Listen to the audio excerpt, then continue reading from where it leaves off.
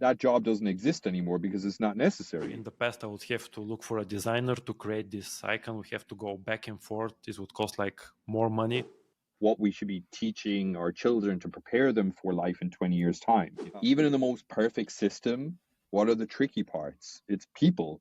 People are problematic. Yeah. Right? Think of a new way, because I know I'm trying to think of a new approach, and it cannot do that because it's trying to, it doesn't exist yet. And some people criticize, well, you haven't taken the time to, learn the skill, the craft. I don't care about that. Is AI going to destroy designer jobs?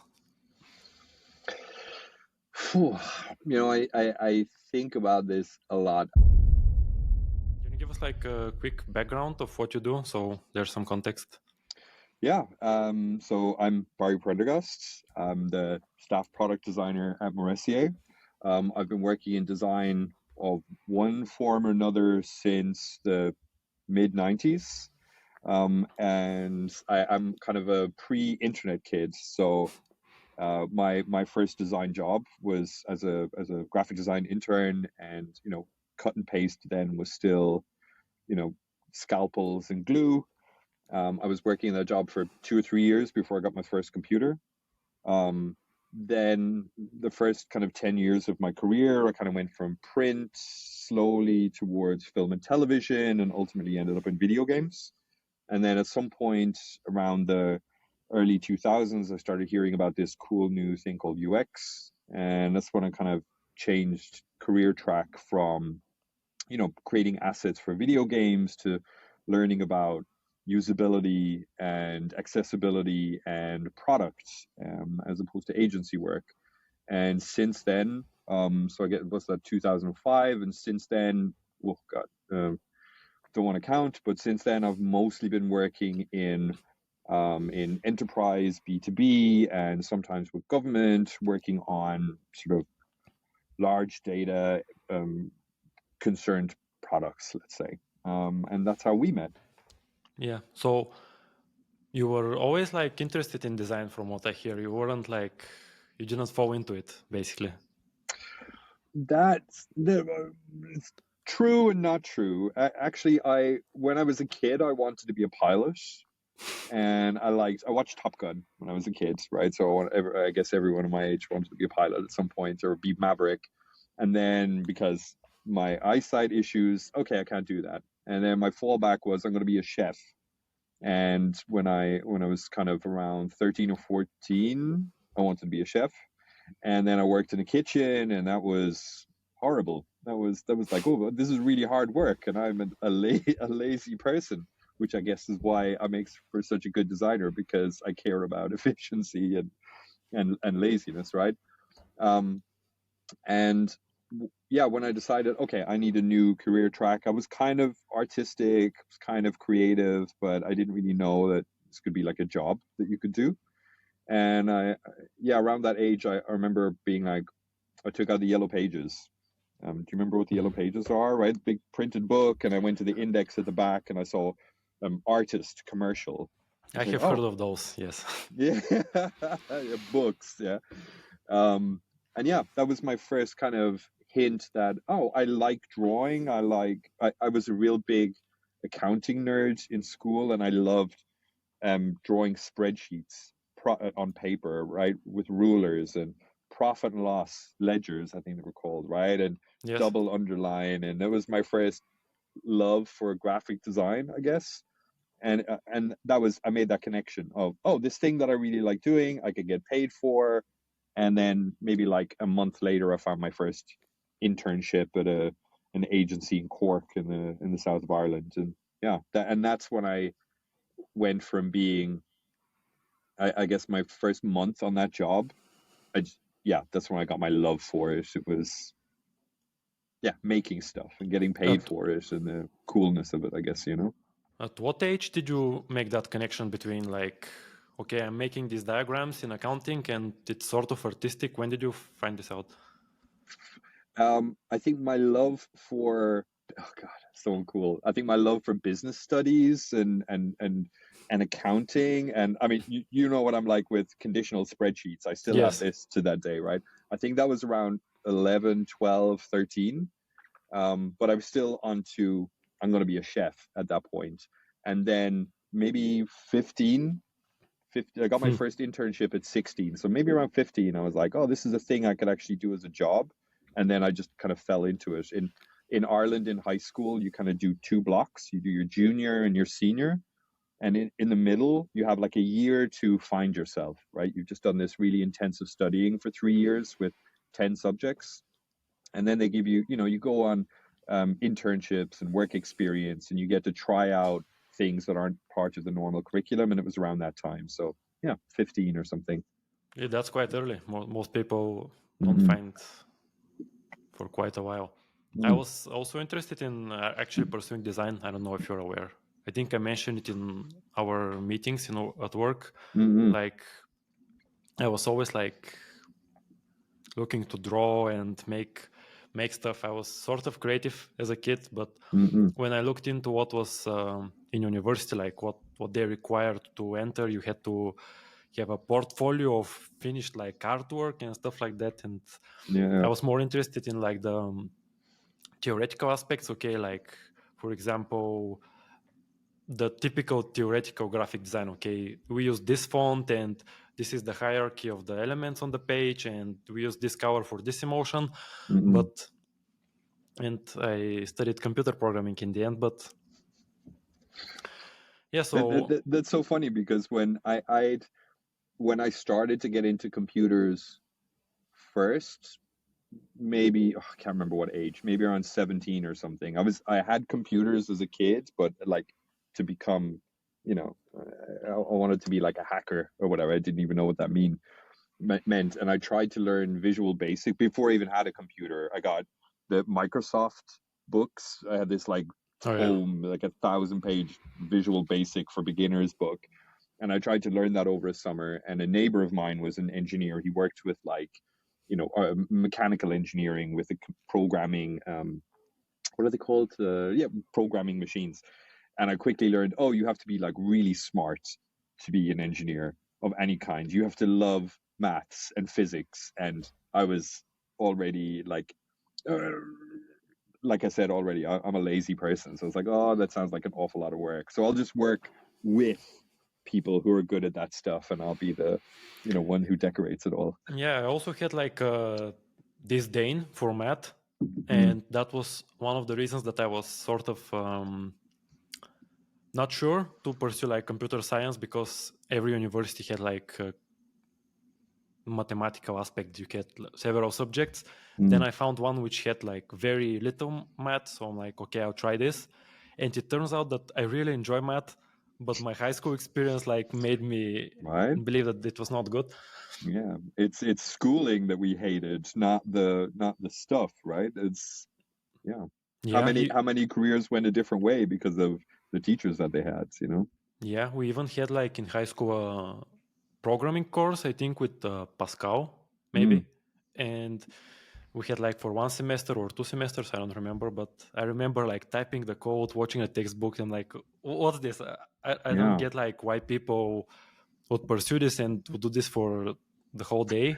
And look at me now. Yeah. I just remembered something that I haven't thought about in years. Do you remember the old BBC micro computers? This No. is like pre 86 architecture, whatever. It was like this real old, like the era of like Commodore 64. I remember in Ireland, a lot of schools got this. I think it was Acorn computers. It's so long ago now, and there was a graphics programming language called Logo, and you would program. It was like vector graphics, right? So you had a point, and you would change Yeah. direction, and this point, like draw this, and you could create like stars and sort of geometric shapes and animate them in the most fundamental way. And I've completely forgotten about that, but I think that was my first computers. Wow, you can do things which aren't just calculations. You can make things. You can be creative. And then there was just this. But these computers are so expensive growing up in Ireland. I didn't get one for years later. We didn't have those. We had like Russian machines because we were part of the Eastern Bloc, so we didn't have too Mm-mm-mm. much like Western technology. But I remember the first time we got a computer, my dad, I think it was at the time that the Shrek movie, the first one, came up. So we watched that, and I was like a baby, and they had like subtitles still. And I asked Mm. my dad, "Can you read me the subtitles?" And he said, "No, learn to read." That's smart. Yeah, and I remember the first like wow moment was my uncle and my father, they live in the same town, but and they had the first like Skype video call, and I Mm. was watching them like talk, and I was sitting at the room and just watching that communication happen. And at some point my father kicked me out of the room because they wanted to talk about like adult stuff, and I was pissed. But yeah, it was still fascinating to me. Mm-hmm. I want to move to something more recent. And the Mm-hmm. big question that people are afraid of is AI going to destroy designer jobs? Phew. I think about this a lot. I was when you invited me to talk, I was contemplating this. When you sent me that graphic, Yeah, humans versus AI, and I mean, on some level, technology is always about making human labor redundant, right? The first time some caveman, cave person took a stick and created a lever, or, when they invented the screw, it was like, you know, moving this thing is too hard. I need help, right? And yeah, technology started, right? So, and technology is kind of neutral, right? It's neither good nor bad. It's how it gets applied, right? So I guess if I think about the best possible scenario, I think, yeah, a lot of stuff that I have to do every day as a designer that, is part of my sort of functional skill set as a designer, right? Drawing interface, writing copy, um, linking prototypes, writing handover documents, etc.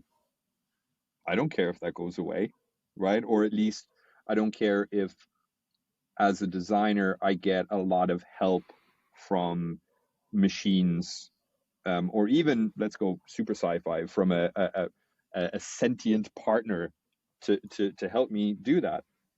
Cool. I mean, at the start of the conversation, we talked about creativity, right? I think on some level, the reason I love my job so much is because I get to make stuff all day, right? yeah, People pay me money to draw boxes and arrows and so on. Cool. But if I think about, well, what is my job for? And I don't want to make, I don't want to overinflate the importance of what designers do, but I like to think that what we do can be important, right? Can be helpful. And so if I think about it in terms of impact, right, I'm kind of limited by how many screens, how many flows can I design? How many tests can I run in a day or in a week or whatever? How can I support my team? And I'm limited by the fact that I am a Barry sized person, and I have two hands and I can 10 fingers, I can type and click so fast. And if I can get support with that, if I have a goal in mind, and technology helps me to get to that goal quicker, but the sacrifice I have to make is I don't get to draw the boxes and arrows all day long, I'll be happy with that, because ultimately what I'm trying to do is, with our work, right? What are we trying to do? We're trying to we're trying to protect the integrity of the scientific record. There are people out there who are trying to, make the world more accessible for people with disabilities, to make the economical world more fair and inclusive, to improve whatever, right? That's not all just designers, but people in our line of work. We're trying to do something that I hope that's important, and if machines can help us get there faster, cool, right? I'm okay with that. But also, on balance, I feel like there's an extreme to that as well, right? You and me had a joke one day where I was like, my dream would be that I'd sign up for a LinkedIn account. I'm Barry, I'm a designer, and then one day some company that I've never heard of starts sending me money because I'm not. The AI is doing it all for me, uh, right? Okay. And if we get to a world where that's the case, that I'm not drawing boxes and arrows, you're not writing code, etc. Like, what do we do? What is life for if we don't get to do the things that, not just the impact, right? They say that's not the destination, it's the journey, right? I Yeah. like my job. I think you like your job, right? If we don't get to do that anymore and the machines are doing all of that for us, what are we what are we for? What's satisfying about life then? I mean, cool, we can go off and be creative and dance and paint and whatever all day long, but that's I still like what I do for work, right? Maybe I'm Yeah. conditioned to like it because I've been doing it forever, but there are certain things that if I think about impact, cool, get rid of all of the labor, let the machines do it. That's what software is for. But if I think about the satisfaction that I get out of doing my job really well on the days where it's going really well, I wouldn't want to give that up to a machine no more than I'd want to give it up to some person who would take my job. Yeah. I went to this question because I see a lot of people in my personal friends and Mm-hmm. online. There's this anxiety for AI taking over the jobs basically, and Mm. even not only for design but even for programming, for Mm. example. And people are sort of apprehensive whether to pursue design, whether, let's say, in 5 years they are going to be like open positions for Mm. design. So in your opinion, you would say that the design position would sort of evolve, I guess. Yeah. I mean, it's already involved, like we talked about at the start. For me, it's already evolved. My first job was literally scalpel, scissors, Xeroxing photos and processing film. And then computers came along. And there were, the I remember that when I started my career, there was a guy whose job was to look at my designs, and he had this little millimeter ruler and a protractor, and he checked the weight of every border line, right? The distance between lines. You know what I mean? Things that we can do right now with, like, letter spacing and line height values in CSS or whatever. His job was to check all of that. He hasn't got it. I mean, he's sadly not alive anymore, but that's how far back it was. But that job doesn't exist anymore because it's not necessary. It was made redundant by design. And I'm having this, I have a son. He's 9 years old, right? And me and my partner are having discussions at the moment about what should we be teaching him, And I read this article about, the future of education. I think this is such a weird time we're in, that we have this sort of event horizon ahead of us that we don't know what's on the other side. We don't know right now what we should be teaching our children to prepare them for life in 20 years' time. If you lived 100, 200, 1,000 years ago, you could be pretty sure that, like, I don't know, growing food, or learning how to shoot a bow and arrow or ride a horse or something like this. I'm stealing this from the article I read, right? This is my grand thought, but these were sort of consistent skills to learn because the world really wasn't going to change that much. So these were good things to learn. And today we're asking ourselves, is it worth? I'm teaching my son how to use HTML and CSS right now, Yeah. and that's fun, right? I want him to get that same buzz, that to get the same hook or addiction Yeah. that we got, that starts you on a path. But is that a life skill we're teaching right now? Because I think we're pretty sure that in like 5 years' time, Copilot and these other emerging technologies. See, here's the AI taking over already Yeah. with my emotions. Are we going to be writing? Are the vassals in 10 years' time? Is Vassal Jr. going to be writing codes in the way that you do now? Is Barry Jr. going to be drawing boxes and arrows? Hopefully Probably not. not. And yeah, exactly. Hopefully not. We're going to hopefully be doing other things and not be, enslaved to Skynet or something like that, Yeah, right? this is something that Jeff Bezos said, that this is his like principle of operating Amazon. It Mm, is not trying to predict what will change, what is the next thing. He's mm, trying to see what is the evergreen stuff, the things that won't change basically. and it's for his context is like business, like people will Mm, always want like cheaper things, faster deliveries, like mm, more options. I think this is a good way to, I guess, think about the future, because like you said, the rate of technological progress right now is very fast, so we cannot yeah. know. But for design, what would you say is like evergreen skills that the young people should focus on? Oh, that's a great question. I'm not sure I have a good answer for it. I think, if I take, there's like all of this stuff that I do on a day-to-day basis, right? If you take out the functional stuff, the, drawing boxes and arrows and writing documentation and so on and so on, I think ultimately what are we trying to do is like evolution is ultimately about generational change, making things better, right? And all right, let's imagine some future worlds where, fully automated luxury communism, right? Where we have President AI and CEO AI Yep. and etc. Right? Let's pretend that exists for a moment. There's still going to be reasons for people to live, right? We're still going to change. We're still going to face, I hope less, but we're still going to have issues with um, economics, with societal issues, and, and I feel like the role of people in that imaginary communistic automated future, there are going to be people who are proactively interested in making the world that we live in like 5% better, right? And my job, my motivation is to do that, and design is my sort of is my route, is my tool Yeah. set to be able to do that, right? And for you, it's the writing code and so on, right? So I guess it's like, and in that world, regardless of how technologically advanced in ways that you and I sitting here today can't even imagine, there are still going to be problems, because as you and I know, what even in the most perfect system, what are the tricky parts? It's people. People are Yeah. problematic, right? Because we can choose to buck against the system, right?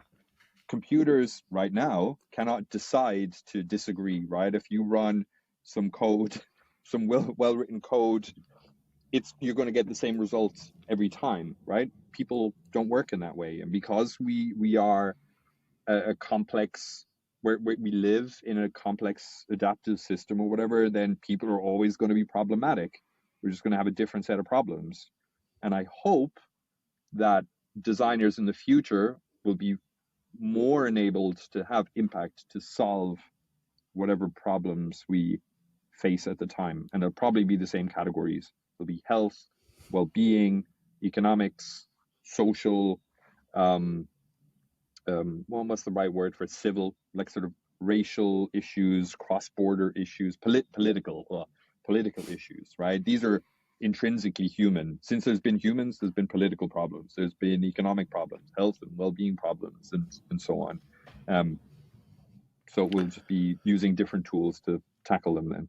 Yeah, I guess the positions that we have right now, like front-end engineer or designer, those positions will sort of disappear, but you will need people who operate the coding AI or look over the designing AI. Mm, I sort of imagine it in my head, like, for example, when you're shooting a movie, you have a director and you have a producer, and then you mm, have like 50 other people, like script writers, um, people who arrange the set, who do the makeup. I guess yeah. those positions will be eliminated, but the people who have the vision and oversee everything, Mm-hmm. I think those positions will still remain, let's say, because you need that human creative like oversight over the AIs, I guess. So Mm, in my head, that's what's going to be replaced, because straight up like asset creation, like a layout or some graphic, will be taken over by design. mm, Like you said about the thumbnail that is going to be on this podcast, the episode, I did it in Mid Journey basically. So I talked about I want to have like a robot with a paintbrush and stuff like that, and started iterating. Yeah. And it did basically the work for me, but I had to envision in my mind, okay, I need this robot in this position. And then I took it and like did some Photoshop like arrangements and stuff. But it took over basically the heavy work, where in the past I would have to look for a designer to create this icon. We have to go back and forth. This would cost like more money. Mm-hmm. So I guess in that sense, it enabled me to create something graphical, and that is not my strength. And for example, what do you think are the skills that actually overlap in the creative field? Because like I said, in mid-journey, when I specify what I want to create, Mm-hmm. I can specify for more photorealistic generations. I can specify like lens, like focal length, what Yeah. type of camera, and this is like something from videography and photography, and these are skills that are not connected but help you with this field. So do you see Yeah. some overlap between like creative skills? Yeah. I think, I see a lot happening in a lot of discussion happening in creative circles, particularly with folks who depend on building online communities to sell their art, being and reasonably so kind of skeptical or even downright hostile against AI Yep. image generation, sound generation, and there are some really valid questions to be answered in there. But I think that on this topic of what will we do and how will we do it in the future, right? I think you put it perfectly, right? If you think about you're the director of a movie, okay? Yep. Right now you need budget, you need your lighting and camera and edit and etc. Right? You need all of these functional experts so that you can orchestrate achieving the thing that you visualize in your mind, right? The story, the plot, the characters, the art direction, the whole thing, right? You, as the director, you probably have very few of those skills. You are like the conductor of all these things in order Yes. to achieve the results, right? And I think it's really great that people, like that example you gave, you have the opportunity now to go, hey, I want to make a thing, but now I have these dependencies, I have these blockers that stop me. I need to, what the thumbnail that people will see for this podcast, you need to have the skill to paint, right? Yes. You need the skill to, a couple of decades back, you would have needed the skill to print this thing or whatever, right? All of those things going away. So, you're better enabled to, you have a thought, you have a vision of a thing, and now you can get to making it. And some people criticize, well, you haven't taken the time to, learn the skill, the craft. I don't care about that. I care that you have a creative urge and you can get to it. When I was in art school, I was lucky enough to have an art teacher who taught me that, the most pure, as far as he said, the most pure creative form is drawing, right? You have a vision, a picture in your mind, or you observe something, you see something, and then you have the brain, you have your nerves and your muscles and all of the mechanisms, and you have your fingertips, right? Yeah. And great drawing skill is about not just about how you hold the pen and how you angle the pencil and how you angle it and the choice of that's all important stuff, but it's really about the distance from here and to your fingertip, right? It's about the Yeah. time from and the latency from here to there. And the more immediate this can be, the more expressive you can be, because there are no blockers, right? And every extra thing, every point of friction that you add in that path makes it harder for you, right? Yes. So you're drawing pen and paper and you can express yourself in that way. Great, you're drawing pictures. You want to create a movie, well, suddenly now you need all of these other functional things, right? And in a world where now all of these blockers go away, well, then we kind of see hints of that right now with like how we write a prompt. If I go to ChatGPT or Midjourney and I say, give me a robot, then you're going to get a robot, but it's not going to be in here. The skill comes from being able to, yes, you can have the vision, but then now you need to convey that. It's got to have this type of composition. It's got to be in this type of style. It contains the environment, the objects, the texture, the form, all of this. And it's not about your functional skill, it's about your descriptive skill. So the just like when you and I work together, and sometimes our ability to like be aligned and like what I imagine and the result I would like to get to is really easy for me to, because I'm expressing it really clearly, and you have reference to that, right? All right. So the distance is really minimal. And sometimes I really struggle. I kind of have this thing and I'm waving my hands around and I'm not even sure where, because I haven't got a fully formed thought, or etc.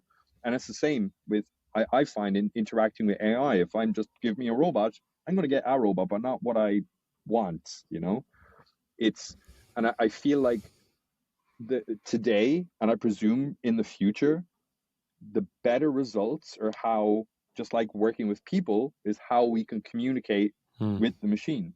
The more detail, the subtlety of expressing, of defining, of differentiating this, not this, more like that, follow the, choose your own adventure type paths, that those are the skills that we'll need, because the closer these things become to being more human-like, the more we'll need to be able to communicate them in more human-like ways. And to get closer to this like shared result, we need to communicate more like we do when we're collaborating with real people, right?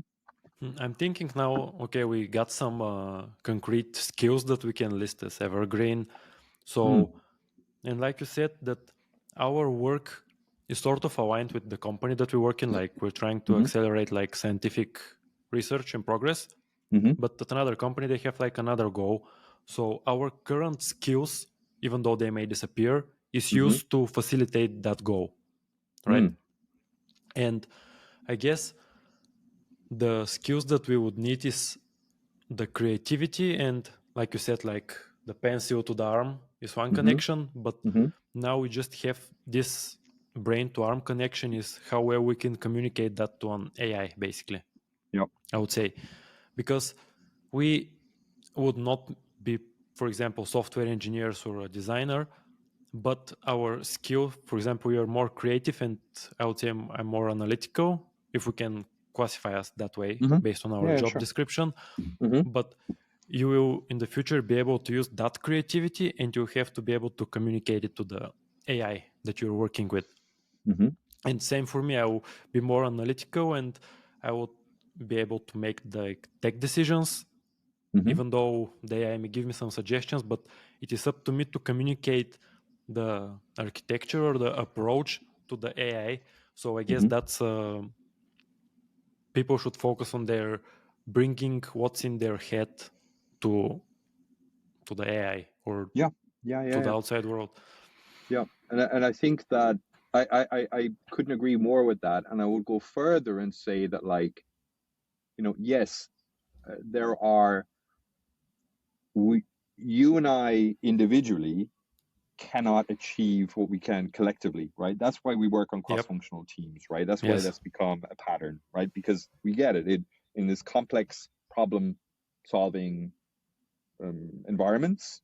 It's not the product manager or the designer or the engineer alone, right? We know what happens when these things are off balance. It's when we have this triumvirate, then you get this balance of diversity of skills and input and sparring, arguing, debating to get to of all of the possible things that we could do, what's the right thing to do, right?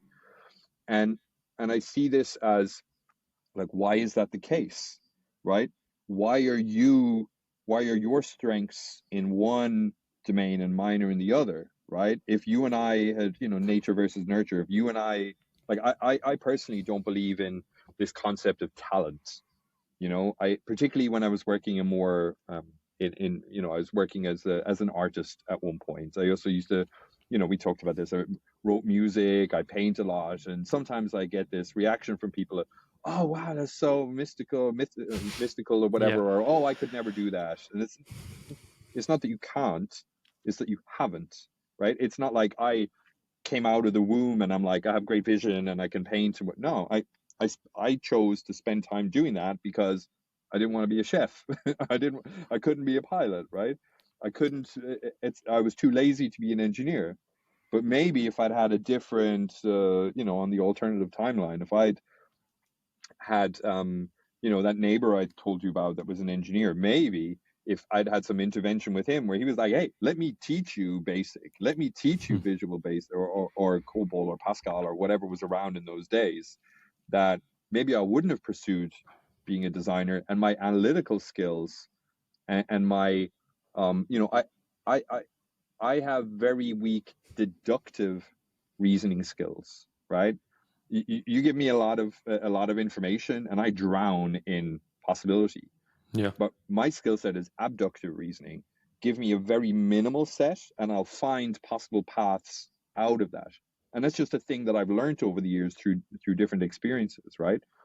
And so in the future, where there are machines who can do analysis and synthesis way better than humans can, then naturally we're going to find I feel like we're going to find our creative paths, much easier, because that's what will be left for us. There's no point in Yeah. like we talked about my son, there's no point in, I mean, for enjoyment, cool, but there's no point in him learning JavaScript or whatever will replace in years to come, because there won't be work for him doing that or whatever, right? And because that will be the constraint, I predict that will be the constraint of the world in the future, then cool, maybe people will be, creative. I was talking to a friend of mine one night, and we have this kind of ongoing joke about him and his wife can never agree on what they want to watch together. So they both end up watching TV shows that they don't particularly like, or Yep. movies that as consensus, right? And he was like, "Oh, this AI GPT stuff would be awesome if his wife is really thinks like certain actor is super handsome, right? And he really likes this writer. And what if I could say, I want a spy drama with dubstep soundtrack starring John Cena and I don't know, whatever, and boop boop boop boop boop, and that movie exists, right? And it's just a one-time thing. They just design the movie, and they can sit down and watch that. It's the perfect movie for them to watch together, I'm right? thinking a lot about this, actually, about being able to receive exactly what we want. Basically, we specify it, like we said, to the AI, we communicate what we want. Mm-hmm. But do you think we're going to lose that novelty? For example, when I'm browsing Netflix and I see something that I know I don't enjoy usually, but I'm like, okay, let me watch this soapy rom-com, even though Mm-hmm. I enjoy them usually. But it is not, if we have this ability to always communicate, okay, these are my specific preferences, Mm-hmm. and I like this type of movies. I like Tom Cruise action movies, Mm-hmm. and I have like 50 Top Gun movies to watch every day. Mm-hmm. And at what point do we just, I don't know, we lose the ability to experience something novel? Yeah, that's. I mean, I think that's a really good.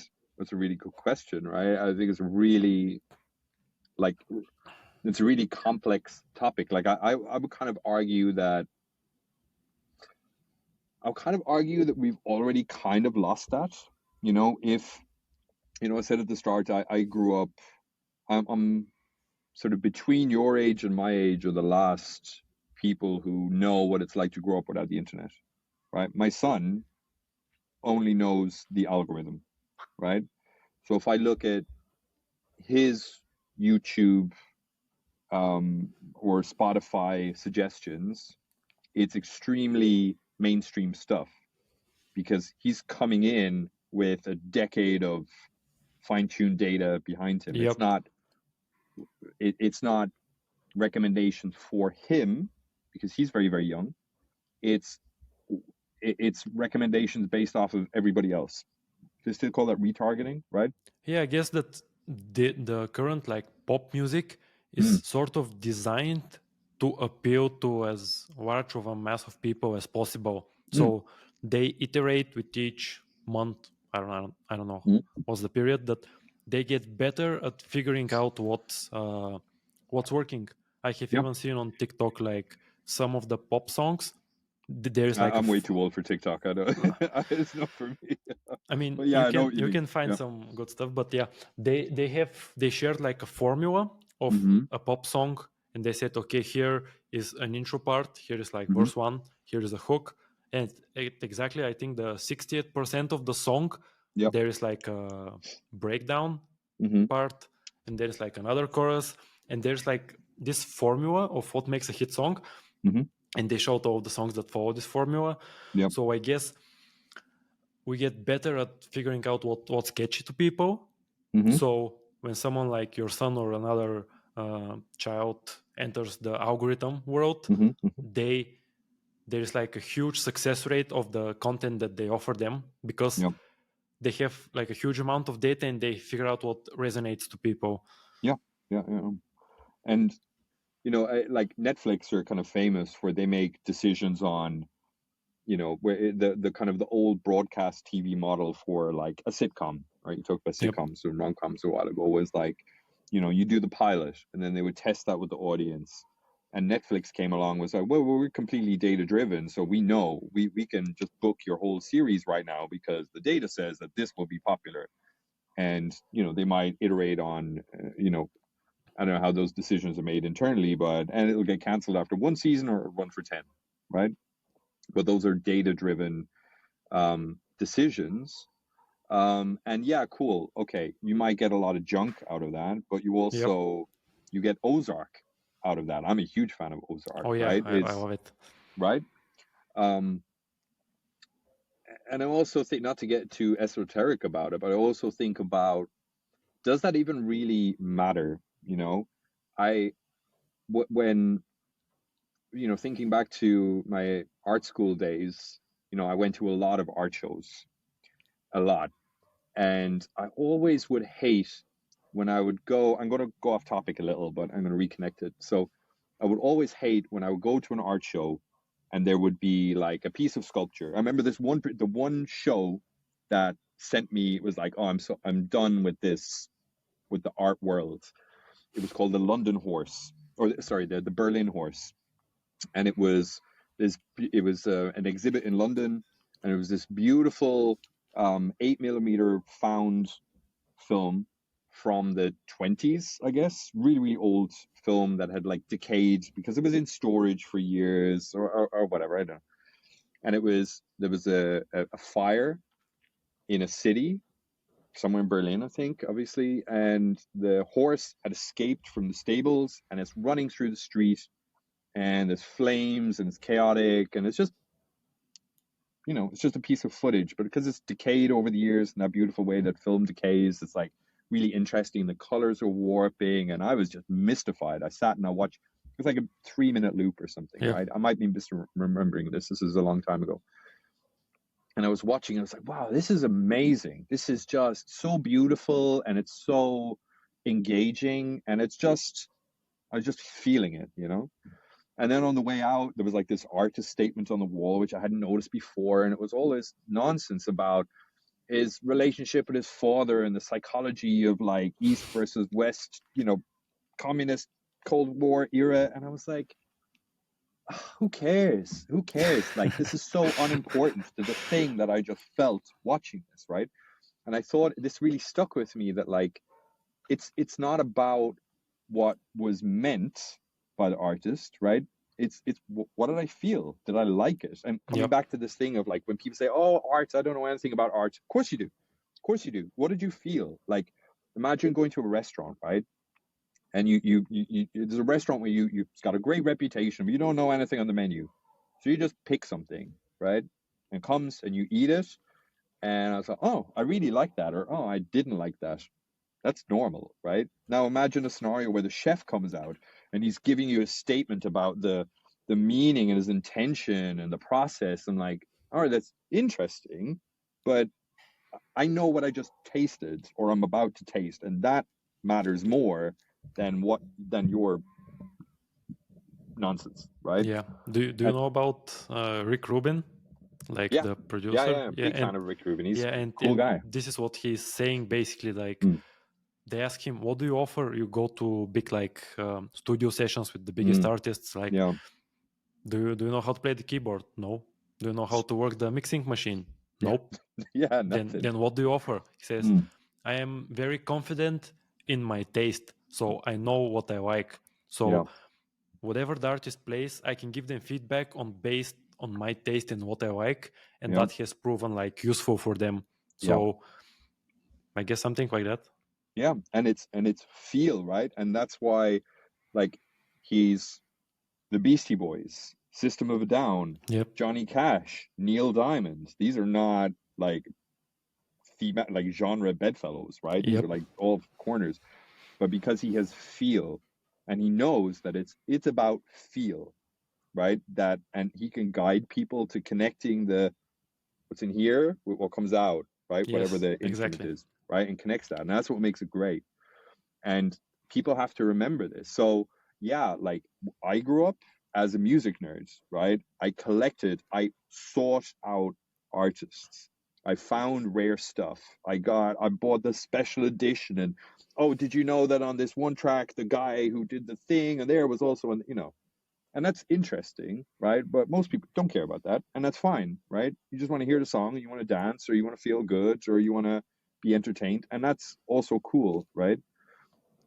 And yeah, the algorithmically filtered and recommended and the AI generated might, from my sort of purist perspective, be, oh, this isn't the same as it used to be. But that's like old man shouts at cloud stuff, Yes. right? What's important, like my son, I've spoken a lot about my son today.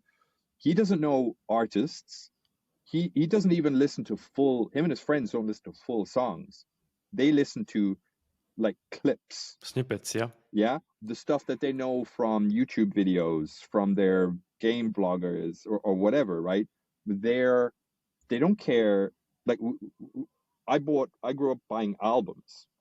Spotify made a thing about the track. Albums are redundant now. It was playlists for a while, but and so on, right? These are just cultural norms that are getting broken and reformed along the way. And the only thing, even if I disagree with it or I react against it sometimes, to me, the only thing that matters is I put the thing in my mouth, I like the taste. I look at the thing, I like the taste. Or I like the colors Yeah. and shapes. I hear the thing in my ears, it makes me feel good. What else matters? Craft is important, right? History is important. Art history is super important. Craft is important, but not really, not really how we feel. Where we are, to think of solipsism for a moment, we are meaty computers trapped in a dark box, right? We're Yes. dependent on our senses to model and make sense of the world. We're all about feel. But because we get distracted by things like process and order and tradition and these modernist kind of rules or constraints, we over prioritize them. And really it's about like, do I like it? Who cares if it's AI generated? Okay, we might make some artists redundant, right? We might make some musicians redundant. We might wreck some cultural norms that we enjoy today, but that's what culture is, right? Zines don't exist anymore. LPs and CDs kind of still exist, but they're not going to exist soon. When was the last time you saw a mini disc or something like that, right? Or these are formats. I get it's not quite the same thing, but things change. But people still feel things. People still enjoy things, and people will still want to make things. And AI is not going to. It might shape that, but I don't ever believe it's going to replace that, because we want to feel and we want to make and do. Yeah, this is something that you do a lot, like make a lot of Spotify playlists, and you actually spend a lot of time. And I have listened to some of them, and Oh, you're I the even one. yeah, I even Yeah. follow some of your playlists. And how do you do it because you like it? because they're good. I mean, they're cohesive, even if I'm not familiar with the genre of music that it's compiling the playlist. Mm-hmm. I can still recognize that it's a cohesive playlist. There's like a feel to it. Do you do it because you like it? Because, like you said, eventually it's only gonna be algorithm. Yeah. I started doing it because during the lockdown, my friends who, you know, I talked about a while ago, that I used to be the person who was like, I'll seek stuff out, Yep. right? And a lot of my friends do not do that. They just like what they like. And then they started, you remember in the era when we were all doing like online table quizzes and everyone was baking sourdough bread or whatever, we were looking for like, entertain me because I'm stuck in my house. So I started making these as like little gifts for my friend of like, hey, you like this music, then you'll probably like this other stuff around it, right? And Yeah. okay, that's gone away now. But after a while, it became a thing for me to like a little, you know, I guess partially because of, you know, with work and family life and opportunities to be a little bit creative. Like all of my creative tools now are things that my creative activities are things I can do in like 10 or 15 minutes rather than a day, you know? Or I can pick up and put down. The way I write music now, the way I paint and draw right now is like incremental like this. And I don't know why, but making the playlists became one, it's like a little project for the week, right? I would Yeah. sometimes through the algorithm, I would hear a song or a style that I've never heard before. Like uh, one example is like 1920s jazz in Shanghai. I had no idea that there was like a thriving underground jazz scene in Shanghai and China in the 20s. And so I was like, cool, I heard one song. I was like, wow, I've never heard anything like that before, except maybe in a movie soundtrack. And oh, there's like a whole era of like hundreds of artists and records and clubs and dance. And I just wanted to go down that rabbit hole. So my playlist for that is just a little what I found when I explored that, you know, or like Moroccan percussion music or whatever. Um, and then a way for me to, I guess maybe in some ego way as well, to go, hey, look at it, you know, retain my hipster kind of credentials of like, oh yeah, actually, you know, Have you heard sharing it. about this? Yeah, yeah, and also, I guess there's some, you know, kind of my sort of ADHD completeness urge to like, oh, I've done like 100 playlists and now 150 and I'm on my way to like 200 and so on. So there's some element, like a compulsive element to that of like document all the things and, you know, whatever. It's some kind of mix in amongst all of that. Do I enjoy it? Sure. No. For 150 playlists, hopefully you enjoy it. Yeah, Yeah. I am very like sometimes I don't even I'm not even looking for something new, but I sort of like find a playlist. For example, it was like Turkish psychedelic funk or something like that. Mm, I'm like, this doesn't sound fun, but when I play it, it sounds like mm, amazing, and I didn't even yeah. know that they had like this big psychedelic funk scene. Yeah. So I'm amazed when I found something new that. And even I recently started listening to city pop. It's a Mm, genre of, it's a Japanese music back in, I think it was in the 60s, 70s, 80s, something like that. It was yeah. about coming into the big city. Like I don't understand what they're singing Yeah. about, but Yeah. Yeah. it's about mixture of R&B and jazz a bit and pop. Mm, And it's like very, even though I don't understand anything, I can feel the cohesion of how the music is mixed, what are yeah. the musical elements. So I don't think that the AI will be able to, at least anytime soon, to recommend me this. Yeah. So I think there's still like this human element to discover something new. Yeah, yeah. And I know this kind of contradicts what I said a while ago, but hey, that's me. I think there's something that when I said that, like the creativity, like humanness of creativity it won't be possible. Well, I don't ever see it being possible to replace. The format, the method, or whatever will change, but the desire to find that is because, you know, there's I guess there's something in the, you know, happy accidents. You know what I mean by a happy accident? You know, where Yeah, you like just, Bob Ross. yeah, exactly, right. Yeah, In fact, Bob Ross is a perfect example, because if you put like every Bob Ross, oh, I love this example. If you put every Bob Ross painting on a grid and you kind of stood back, they're all kind of the same, right? yeah, you can You recognize know, them. yeah, and but he has a technique which isn't really very sophisticated, or like he's a sophisticated, talented painter, but it's kind of like, it's what's the word? It's not very cool. He's not cool, right? Yeah, by regular standards, he's not, Right? but he But is. there's something about his love for it that's really infectious. It's not Yep. his paintings, it's watching him paint and hearing him talk. That's his art. It's the paintings, sure, but it's the whole thing is what makes him really endearing and really addictive. And sure, maybe maybe you can, you know, chat GPT your way to Bob Ross paintings. I'm sure that's possible right now, right?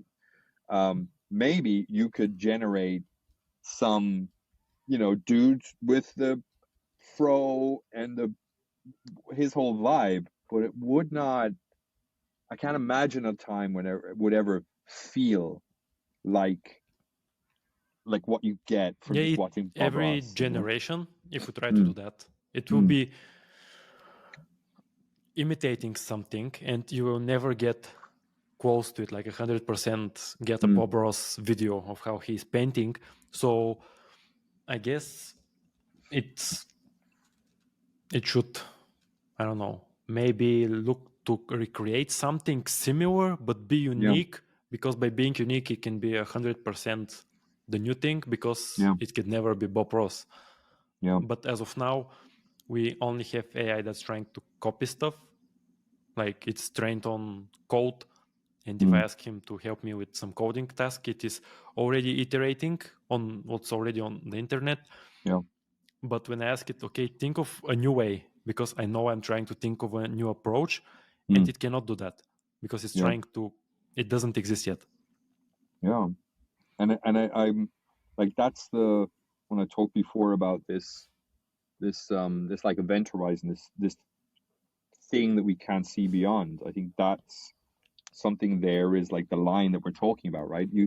We can only, is it like Markov chains? Is that the algorithm of like, we can only iterate on top of the corpus of everything that's Yeah, I think existed it's hidden before? Markov chains or something like Yeah. that.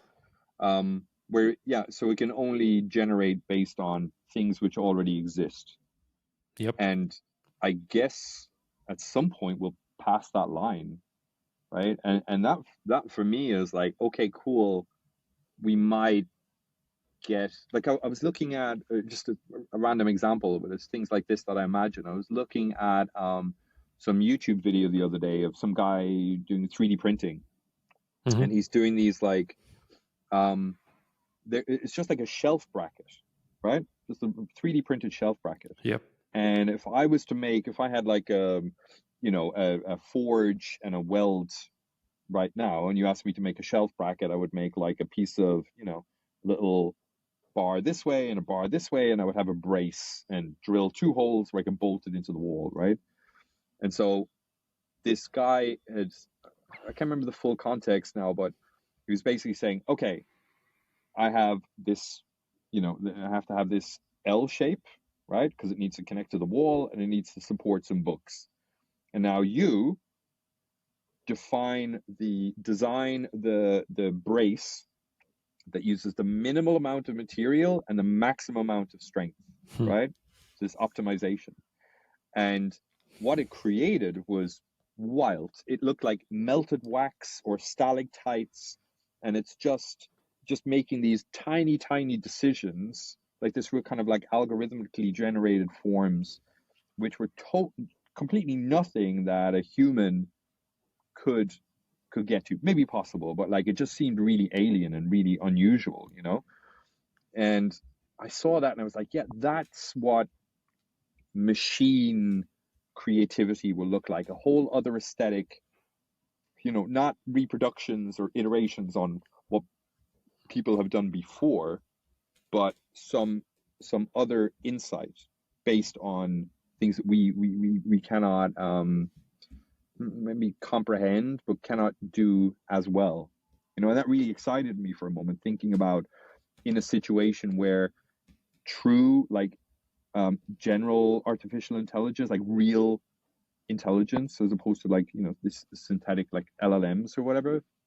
And that really excited me for a moment of like as a, if a sentience is possible, or like a self-determining autonomy, blah blah blah, whatever you want to say, we know what we mean, like the sci-fi version of AI, if that were to exist and could be creative, like, yes, the specialness of human creativity is reserved, but that's like category A.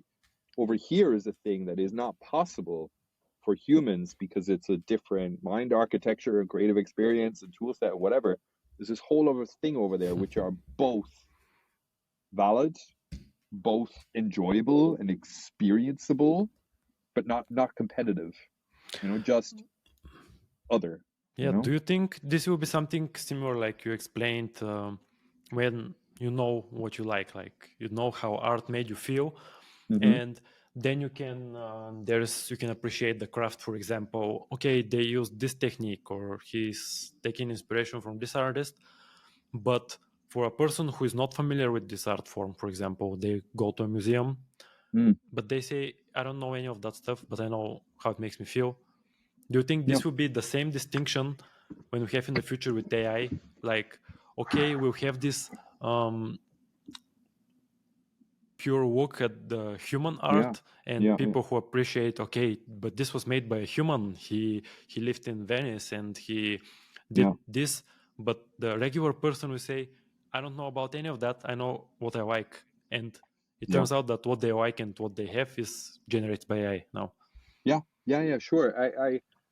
I think it's the difference between like interestingness and importance, you know. So, you know, you know the word qualia, you know that concept. Yeah, but it was about how we, something about our perceptions and Yeah. So a qualia is like, I'm going to get the definition of wrong, but it's like things which are purely qualitative, right? So if all right, the example I always think of is like an alien comes down and lands next to you, right, and observes you banging your toe, right? You stub your toe on a step, and you're like, "Oh God, I hurt so much!" And this alien has never experienced pain before because it's a higher form or whatever, right? How would you explain what you're feeling in that moment? It's impossible, right? Because you can express that this is a not nice sensation, right? And you can describe where, but you cannot express what it feels like, right? You and I can only share concepts because we've both experienced them, right? So I've experienced pain, I've experienced love, you too. So we have some shared concept, but I couldn't explain what those things are to you until you felt them, right? And there are other things you can think about in terms of like perception, right? That, you know, here on my sweatshirt, a little red and blue and white, right? We're both agreed that this is red and this is blue, unless one of us is, you know, colorblind or whatever. But we both agree this is red. But there's no way for us to know that, like, do we see the exact same thing? Yeah. Right. In my head, it might be like what looks like green to you, but I call it red, and you call it red again. Yeah. So, you know, we can take a pretty good guess about it. You know, there are things like mechanical things that we can do with like measuring the transmission of electricity through the optic nerves and brain activity, but we can never be like fully sure that we, you know, you can quantitatively understand these things, but you can't qualitatively understand it, right? Okay. And I think that this is really important when it comes to how we, your question about the AI generated arts and this thing of like art appreciation and understanding of the world around us and stuff like that is like, ultimately we just have to, the only thing we can really agree on is like, I like this, I Yeah. don't get it. I really like to, as somebody with like some professional, like sort of critical theory training, I can, to some degree look at paintings and spot references or technique and things like that. But, and that might go, oh, that's interesting. Oh, wow. And here's the thing I can, oh, Vassal, did you spot the metaphor in use here, which is, or whatever, but you don't care about that. You're, oh, no, that is interesting, Barry. Thank you. But that doesn't like fundamentally change how you feel when you're Yeah. feeling, right? This is not important basically to what I experience from this art piece. Like Yeah. I don't need to know the technique or some context. This is sort of more intellectual stuff, and it's not like what you feel. Yeah. Yeah. Yeah. And like you said about us not being able to communicate how we feel. I mean, to know, let's say the alien doesn't know what pain is, for example, Mm-hmm. but going off that direction, when AI begins to create art for us, Mm-hmm. it will know what we appreciate and what our perception for art is. Mm-hmm. Because if it creates like art for another AI, Mm-hmm. we won't be able to perceive it. So in some way, to be able to perceive and appreciate art is inherently a human trait, basically. Mm. So if an alien comes and he says, why is this person crying to this song, or why are these people watching at this piece of stone, which is Mm-hmm. like Michelangelo? Yeah. So in a way, even though that AI will be able to basically create anything that people wouldn't even be able to comprehend, it will still, in order to consider it art, it has to be at our level and for our perceptions, in a way. Yeah. I mean, that's, it's like you've seen Terminator 2, right? The Arnie's big moment at the end of the movie, and he says, "Oh, now I understand why people cry," right? Because he's had the Yeah. experience of being connected and that. All right. But I also think, is it though? Is I guess that's a privilege we get to enjoy because we're the only that we know of intellectual life form on the planet, right? Or intellectually aware life form. But in the future, if there was some creative intelligence that wasn't human, and it was making, let's say, something physical, something visual,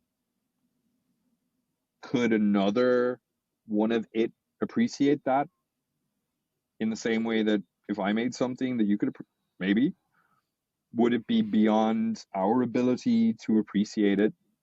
I don't think so. Like, that example of like the shelf bracket thing. I have no Yeah. idea how that was made. I can kind of get it. Oh, it like made lots of decisions on an atomic level and arranged 3D printing, blah, blah, blah. But I looked at it and went, that is cool. And it was no, all right, the human wrote the code that did that, right? But, and that's a whole other argument to whether that's creative or not. But I still looked at it and was like, that is cool. I've never seen anything like that before, Um, Unintentional creativity or something yeah, like that. that's the happy accident, right? It's Yeah. just things are interesting, right? For some reason, we have perception, we have gestalt, right?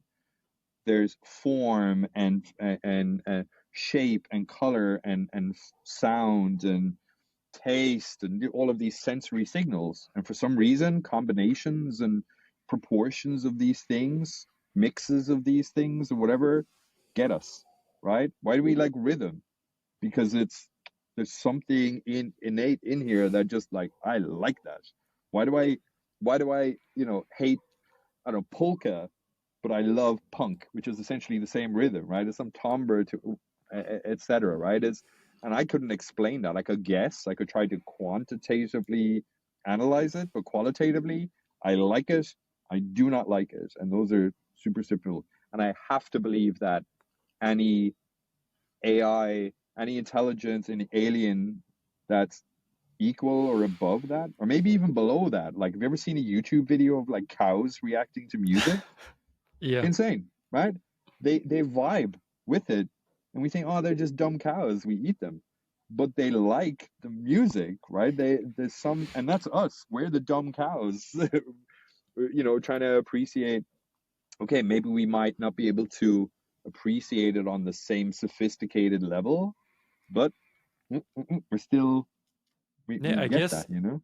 this is something that we can go back to the first question about getting into design, and to set like, if you had like some different path, maybe design wouldn't be your career, for example. Mm, But I guess similar to the art and the cows even, mm, it's like there is something that is pulling you and towards a direction, and that resonates with you, and there's a reason that writing the visual basic stuff didn't resonate the same way that creating something and cutting and gluing things mm, together yeah. resonates. And I guess maybe this is the talent, or maybe an interest is more of a, or a calling, if you would like, Mm, because I believe everyone inside of us has something that resonates with stuff like that. So yeah. we can try to figure it out, or we can just, I guess, feel. Yeah. That's I think what you've just beautifully described is what it is to be a human, a person, or more specifically, a, a meat computer in a dark box trying to figure out, Yeah. where am I, right? Is there's some, like, why, I when you earlier in the conversation, when you talked about, you're more analytical and I'm more creative and people are this way and that. I'm not sure I fully believe that, like, we are, there's conversations about type A and type B people. Yep. I think there's nature and nurture and environment and happenstance and all of that. And given the right scenario, everyone can be creative, right? You teach someone how to use a pencil or whatever, then you're opening up a path to these things. It's not about who they are, it's what's put in front of them. There's a lot of a phrase that I hear a lot in there's a conversation happening in the world right now about diversity, right? Yep. And the thing that sticks out to me is you can't be what you can't see. Why is it really important for women, for people of color to be better represented in culture, whether or in politics or whatever? Is yes, it's important to give people the opportunities and to open up that diversity of inputs and give people the freedom to do the things that they want in their life, but also to create opportunities for the next generation to go, hey, whoa, I could do that. I could do that. Oh, I've never that thought, that inception of an idea, right? Of just a realization of, like, you little kid watching your dad and your uncle on Skype and going, what is this stuff? Oh, this is so, Yeah. there's some pull in you to go, oh, opportunity, right? Here's a path for me to explore. Here's a thing that I don't know why. Have you ever thought about that? Of why, when you looked at these things when you were a kid, that, like, there was suddenly some magnetism, some feel in you that, like, oh, This is interesting. this is precisely the reason that I'm starting this podcast, Yeah. is because I was like as a child, I was always curious. I wanted to learn like everything, and I wanted to speak with different people. And Mm-hmm. over time, I sort of ignored that, or in my head, I was like, "That's cool. Like that's just who I am." But Mm-hmm. I will do something else. But now that I recently started to just think about what's pulling me, basically what's inside of me that I cannot explain, Mm-hmm. like what's my uniqueness. And when I mapped out, okay, I'm very curious, I like to speak with people, I was reading like a lot of books as a child, so I like to expose myself to new ideas. And this like the idea to start a podcast came up, and I was also enjoying listening to podcasts. So I was having this, but until I started to basically look into myself and see, okay, what was I actually pulled to as a child? Because as a child, they do not have these societal restrictions basically, and that's why I don't have kids yet, but they say that when you have a child, you see the world in a new way because you watch how your child looks at the world. It doesn't have all this like programming around it about this is right, do this, don't do that. Yeah. So I guess that's why they say like childlike creativity, that Hmm. to figure out, I guess, the new way to look at the world, or I don't know.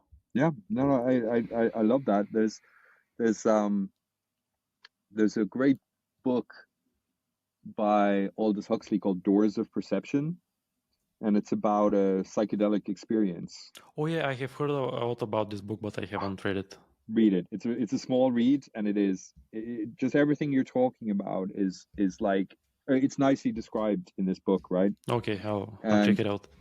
he talks about his first time taking magic mushrooms. I forget exactly what the psychedelic is, but his first psychedelic experience, and his takeaway was like fascination, right? That suddenly, like this, connecting these ideas of solipsism and duality and creativity and curiosity is like just how interesting is the world, right? And sometimes our desire to appreciate things, to think about things, and to synthesize and make things in this lovely feedback loop of what it is to be like human that separates us from other things, right? And this idea of curiosity is like, what we talked about right at the start about it wasn't maths that you hated, it was school, right? Yeah, Your curiosity, your interest in things was stifled by a scenario or an environment or a whatever, but that still came out in some ways, right? And what I think is interesting about interestingness is just our, in a world where, because of these things, all information is there, and yet we still find things. Like you asked me about the playlists before. I'm if you sort of froze production on no more music is to be released, no yeah, more films are made, no more books are published, etc. Like there are plenty, so much music, so much creativity of all sorts that already exist, that if you books were your thing, if you started reading every book, you would die 1,000 lifetimes before you even begin to touch the sides of every book, exactly. you Yeah. know and every painting that's been created. It's impossible. And that is, for one, it's like food for us forever to explore forward in time and backward in time. And just today, right? Just a snapshot of like, there's that infographic of like how many thousands of hours of videos get uploaded to YouTube every hour. And sure, 90% of that is junk, I'm sure. But like, it's there just today. Everything that was made today would feed you for a lifetime. It's the fact that there are urges of people to just make, and like what I loved what you said about like why you're doing this. It's just because you're exploring that. Why am I curious? What am I curious about? And those are, the two sides of the same coin.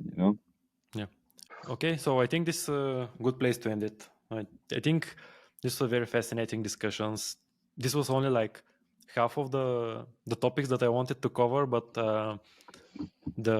I think the discussion went into a nice direction, so I didn't want to like pull it back somewhere Yeah, else. yeah, cool.